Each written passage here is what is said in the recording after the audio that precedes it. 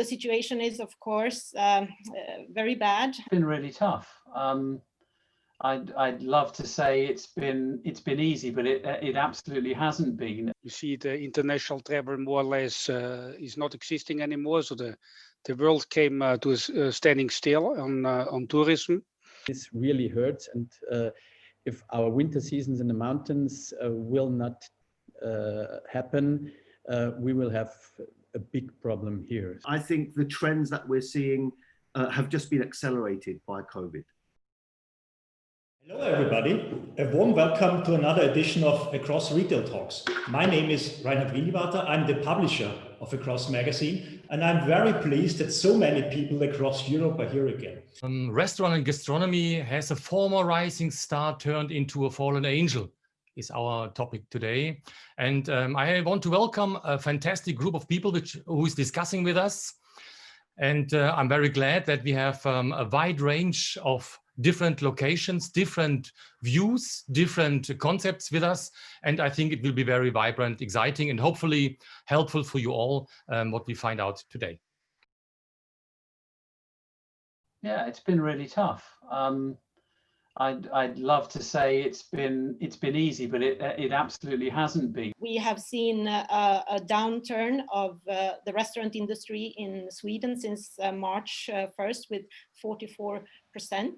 We haven't had any lockdowns or shutdowns, so relatively speaking, then you could say that the restaurant and gastronomy part is well off compared to other countries, but still the business is struggling. You see, the international travel more or less is not existing anymore. So the world came to a standing still on tourism. I think as a group at the moment, year to date, we lost about 63% of our sales. So that's also not a great story, frankly speaking. And the situation is quite simple. Cash is king. So in the end, we are working tireless over the last couple of months to preserve as much cash as possible in order to get through that crisis. The situation in Austria is quite, it's not too good at the moment, let's say it like that, because we get the news today that we will probably have a total lockdown tomorrow or after the weekend. On a personal level, I find it really sad that the restaurant industry is being blamed pretty much across the world for infection rates, and it just isn't true. There's so much factual information that it isn't true, but we will weather it as an industry and we'll come out the other side. I take the view that much of the change that we are seeing in retail and F&B and in shopping malls was coming. I think the trends that we're seeing have just been accelerated by COVID. Oh, I think that we will still see food courts in the shopping centers, but in a different way. I have one example from Stockholm, which is a small food court with fine dining chefs that has gone into fast casual. So they are offering both a fast casual and the convenient type of food, but still with a premium touch. And I think that this is one example of a type of food court that you could see more of in the future. No, food courts, it's just put it in the bin, forget about it. Sophia's right. It's about a place where you go and enjoy great food. Let's be realistic about what's happened during COVID. More people have learned to cook in COVID than have done in the last 10 years. Our clients, our guests, our customers' expectations and knowledge has gone up hugely. And may I ask the operators around the table, how many of you have seen an increase in average spend during COVID?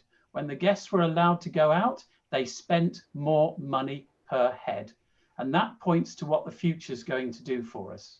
They respect the restaurant industry far more than they did 12 months ago. No question about that.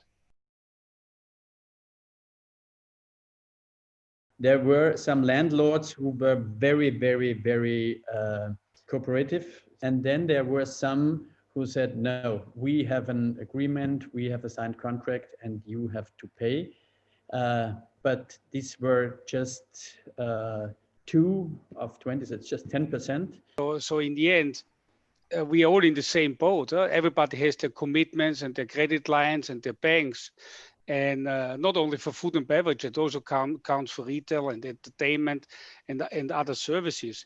And I give you an example. In the Netherlands, the government tried to make an agreement with big real estate owners on a covenant, but they just declined to do it. It's just is a kind of we do an effort. But in general, I tell you, on High Street, not a lot of movement was granted to tenants in order to really reduce or post the rent.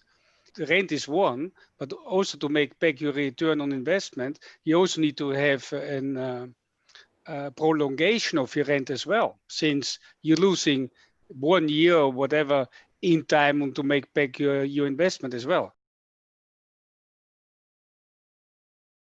We've got to make sure as landlords, we understand what customers want, and what they want increasingly is not just local and authentic. They do want that, but they want a mix of that. They want a combination of the local and the national bigger brands. And I think what we've got to do, what landlords have got to do, is ensure that they can blend those into their mix, into their master plan, and make sure that the lease models accommodate that, as I said earlier on. And the biggest challenge at the moment are not the big hub shopping centres in city centres. They will recover and they will, I think, carry on doing well. It's the secondary centres that we need to really think about. And I think the big opportunity for landlords is there, because we're not going to shift back to working from the office. I think we are going to work in the main office some of the time, but the shift is not going to be, the shift is going to be working from home to working near home. So your local community centres, your local community high streets are going to be key for serving that community. Therefore, we have to bring the amenities, and that means local businesses, incubators, set up incubators as part of your developments. It's really one of those trends that have been accelerated with the coronavirus coming in. And the quick service chains have been really prepared for this. So of course, this has been where we have seen most of the delivery and the digitalization and pre-ordering. We're never going to go back to a world where operators don't consider the aspect of delivery and takeaway in their business. They may choose not to do it, and that's absolutely fine because it may not suit their business model. But those that do, we need to be able to provide them with the space, access, locations that allow them to do that. But at the end of the day, it comes down to, does the product and the service and the offer work in delivery and takeaway? And if it does, we'll help them get there. I think every restaurant needs to look at what it can do. It can touch customers. So if you are a high-end restaurant, you can do a delivered meal kit, whether it's cooked or raw or semi-prepared. And I was watching from the Heinz Head in Bray, they were doing £125 meal delivery kits. Yeah, they were making more money on that than they were serving people at a table. They were in control of the delivery process, they were in control of the production process, and they didn't have to put up with whining, complaining customers because it was delivered in. I think some of them have turned their restaurants into shops. So they make things and merchandise it in the seating area as a food store because they're considered essential. Food stores are essential. The creativity of our food service industry has been astonishing over the last 9 months, and it will stay with us forever. This is a systemic change in how food service businesses consider themselves. And I'm so proud of that. I am incredibly proud of what our colleagues, friends, and businesses have done. So it is possible to be a high-end restaurant and to be able to serve that product to somebody, not in the restaurant necessarily, but in their home.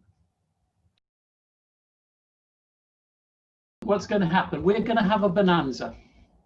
Pfizer is giving us the second best drug they've ever given us. The first one, you can guess which that one was. And I think come Easter next year, we are going to be looking at the future so strongly that the last 9 months of 2021 will be a bonanza year for the food service industry. Sign up, take some space, let's get on with it. Out of all the things that COVID has resulted in, the one thing I would say is very critical is that wellness is no longer a category. Wellness must run through the bloodstream and the DNA of all businesses. All businesses must have a wellness strategy like they have a sustainability strategy. I think that is a really, really important kind of thing that we've seen from COVID, and that is something that's going to be systemic and will be permanent. I think we're going to see a drive towards health, as I say. I think we're going to see a drive towards by appointment economy, and we're going to see, because of the by appointment economy, we're going to see what used to be luxury experiences becoming more and more mainstream. So this has been accelerated by COVID. Of course, digital has, but the result of that is the importance of data. How do we think about data? Not just how do we monetize the experience, but how do we monetize the data from the experience? Let's think about how we're going to capture data in the future and monetize that.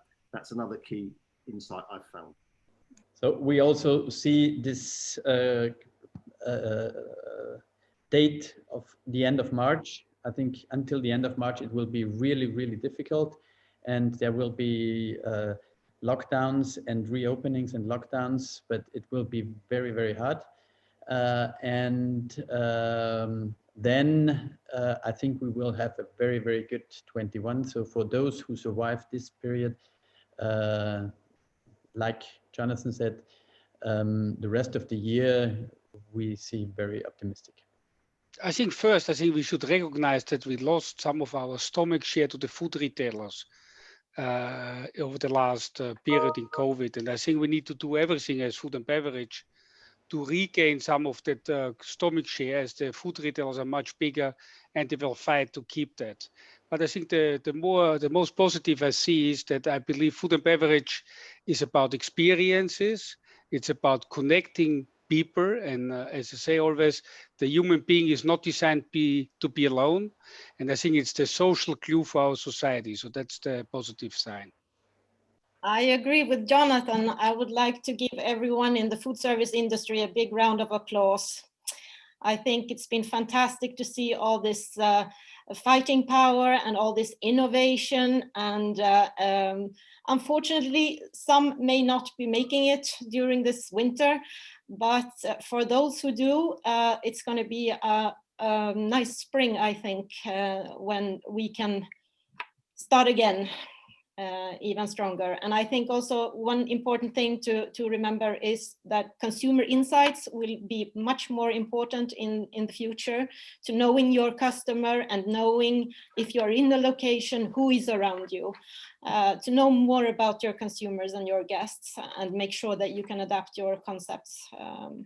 I have to say my key takeaway from this session, and we are now more or less at the end, is the industry, the food and service or beverage industry, is extremely positive thinking, has a strong backbone and a fantastic positive outlook for the future, independent how weak the situation looks like. That's great. I have to thank you all very, very much for your participation. That was a great discussion. I wish you all the best, stay healthy. And I thank you also the audience for raising the number of questions, which could not be answered, all of them, but that's a fantastic point to have maybe a second round in the near future. And then maybe with this second best drug in mind, what has happened with us, with open restaurants, with lots of possibilities to meet and greet. And thanks to all, stay healthy, keep heads high. And now